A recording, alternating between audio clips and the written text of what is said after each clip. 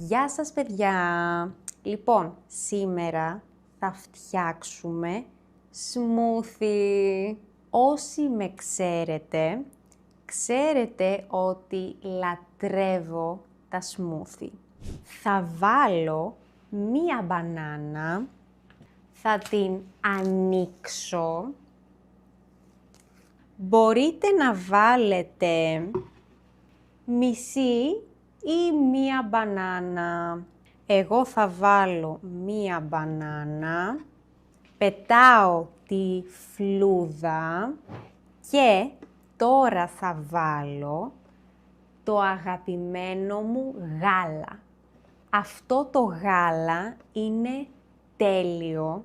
Το βίντεο δεν είναι χορηγούμενο, αλλά αυτό το γάλα είναι γάλα βανίλιας και μ' αρέσει πάρα πολύ. Θα βάλω λίγο γάλα, τόσο περίπου.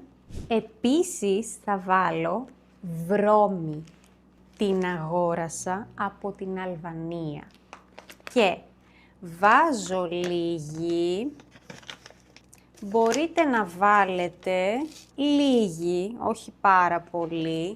Και μετά θα βάλουμε μέλι. Προτείνω να βάλετε μία κουταλιά, εξαρτάται πόσο γλυκό το θέλετε.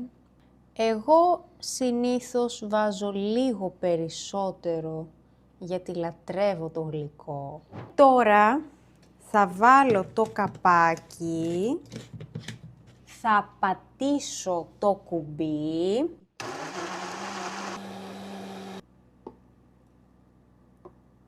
Έτοιμο! Έργο τέχνης. Θα το δοκιμάσετε? Γράψτε μου στα σχόλια και αν το δοκιμάσετε, στείλτε μου μία φωτογραφία.